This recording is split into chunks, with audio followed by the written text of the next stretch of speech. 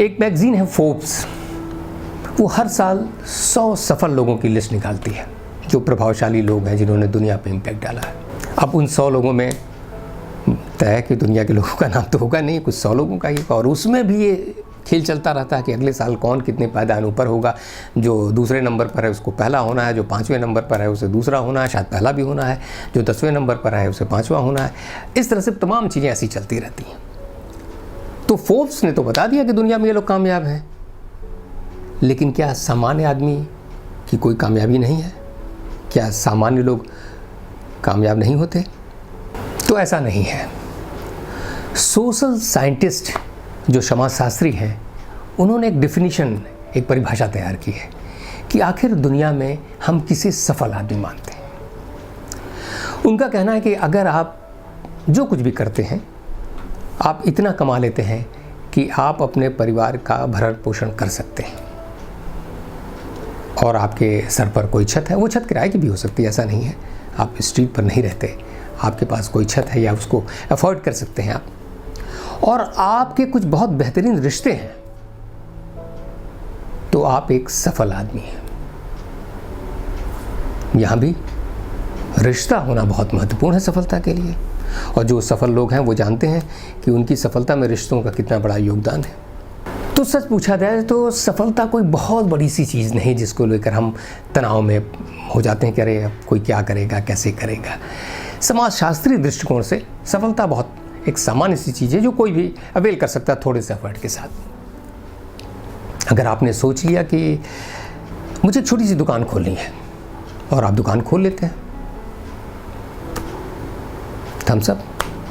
अगर आपने सोच लिया कि मुझे एक छोटी सी नौकरी करनी है और आप उसे पा लेते हैं, तो भी आप सफल हैं। अगर आप सोचती हैं कि भाई मुझे और कुछ नहीं करना है, मुझे गृहिणी बनना है, मुझे होम मेकर बनना है, आप एक अच्छे से परिवार को संभाल रही हैं, आप एक सफल महिला हैं।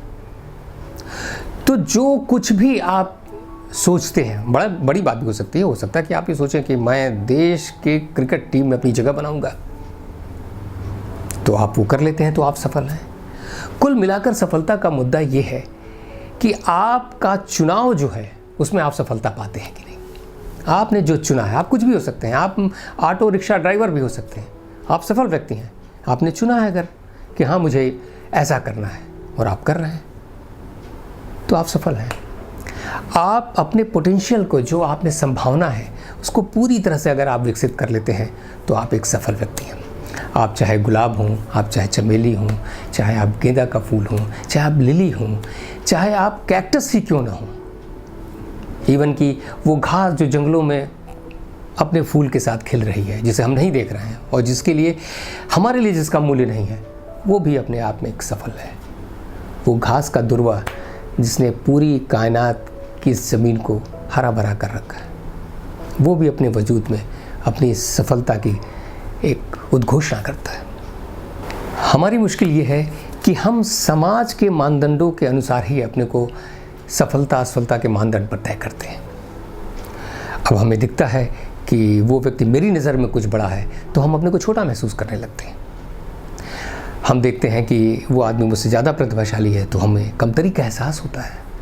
हम ये देखते हैं कि उसके पास ज़्यादा पैसा है, तो फिर हम संकोच में पड़ जाते हैं। तो कहना ये है कि बस अगर आप दूसरों के आइडियाज़ के गुलाम हैं, दूसरों ने जो आइडियाज़ तय कर लिए हैं, अगर आप अपने को उनके मानदंडों पर तौलते हैं, तो आप मुश्किल में पड़ेंगे।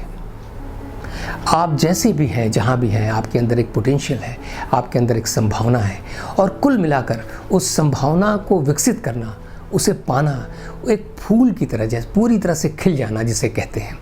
आप अपने व्यक्तित्व में वो चीज़ को पूरी तरह पा जाते हैं, चाहे वो बहुत छोटी सी चीज़ भी हो, तो आप एक सफल व्यक्ति हैं। अगर आप किसी के दबाव में नहीं हैं, किसी दूसरे की आइडिया के गुलाम नहीं हैं, और आप खुद अपने मालिक हैं, खुद मुख्तार हैं, तो फिर क्या फ़र्क पड़ता है कि आप अलेक्जेंडर हैं कि डायोजनीज़ या कुछ और।